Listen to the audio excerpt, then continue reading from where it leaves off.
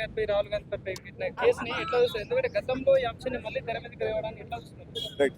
ఇది ఏంటంటే ఒక తప్పుడు కేసును ఆ, ప్రతిపక్ష నాయకుని మీద, దేశ నాయకుని మీద బనాయించి ప్రతిపక్షాలను నిర్వీర్యం చేసే కార్యక్రమం చేయాలి అనే ఆలోచన తప్పితే ఇంకొకటి కాదు.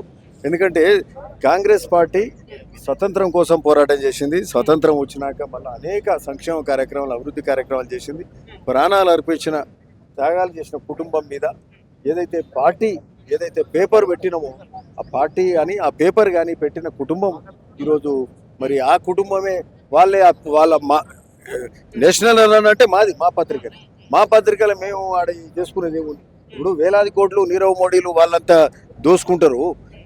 మరి అవన్నీ చేస్తున్నావు, దానికి ఏమో జవాబు చెప్పరు. దాని మీద సిబిఐ కానీ, ఈడీ కానీ, ఐటీ కానీ ఇట్లాంటివన్నీ ఏముంటాయి.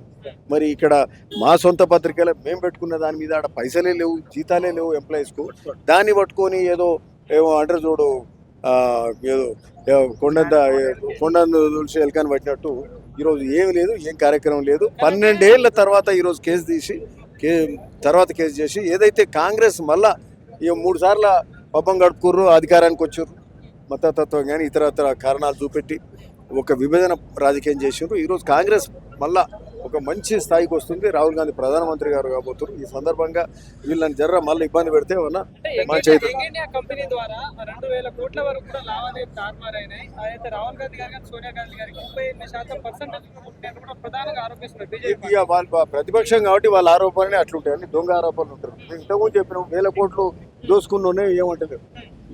ఇప్పుడు అదాని ఈయన హయాంలో లక్షల కోట్లకు ఎరిగాడు. మరి ఎన్నో స్కాములు జరిగినాయి. ఏదది మన గ్లోబల్ కంపెనీయే, అమెరికన్ కంపెనీయే వీళ్ళ షేర్స్ అని ఇన్ఫ్లేట్ చేసిండ్రు. ప్రజల సొమ్ము పబ్లిక్ ఇష్యూల ద్వారా మరి దోసుకున్న కార్యక్రమం చేస్తే కూడా వాళ్ళను హిండెన్బర్గ్ కంపెనీ చేస్తే కూడా వాళ్ళ మీద అట్లాంటి ఆరోపణలు ఉంటే కూడా వాళ్ళని ముట్టుకోరు. ఈరోజు ఏమీ లేదు, ఆ కంపెనీ లాస్ ఉంది, ఆ పేపరే లాస్లు ఉన్నది. దాన్ని పట్టుకొని ఇవన్నీ ఒకటి మాయమాటలు చెప్పే కార్యక్రమం మేము ఎదుర్కోకపోతే ఏం చేస్తున్నాం. ఎప్పుడైతే 2012లో పిలిస్తే ఆ తర్వాత మళ్ళీ పిలిచినప్పుడు రాహుల్ గాంధీ గారు ఇట్లా సోనియా గాంధీ గారు పోయినరు, కూడా అటెండ్ కూడా అయినరు. ఇప్పుడు మళ్ళీ గిన్నెల తర్వాత మళ్ళీ తీసే అవసరమే లేదు కదా. సమసిపోయిన కేసును మళ్ళీ తీసే కార్యక్రమం చేస్తున్నారంటే అది తప్పుడు కార్యాచరణ తప్పితే ఎదుర్కోకపోతే ఏం చేస్తాము. తప్పకుండా ఎదుర్కొంటారు. న్యాయం అనేది తెలుస్తుంది. కాకపోతే ఈ లోపల ఓ తప్పుడు కార్యక్రమం చేస్తున్నప్పుడు ప్రధాన ప్రతిపక్షం ఈరోజు కాంగ్రెస్ పార్టీ దేశానికే స్వతంత్రం ఇచ్చి, తెలంగాణ రాష్ట్రం ఇచ్చి అనేక త్యాగాలు చేసిన కుటుంబం కానీ, కాంగ్రెస్ పార్టీ కానీ, కాంగ్రెస్ నాయకత్వం, కార్యకర్తలు ఎవరు ఊరుకోరు. అంటే ఏది సపడే కూర్చుంటే వాళ్ళు ఇంకా మితిమీరిపోతారు.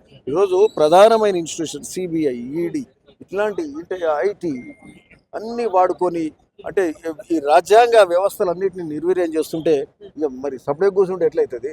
అది కాదు కదా. మీరు చేసే తప్పురా నాయన అని చెప్పాలి, మీడియా ద్వారా చెప్పాలి, ప్రజలకు తెలియజెప్పే కార్యక్రమం అప్పుడే కదా ప్రజలకు. Thank you.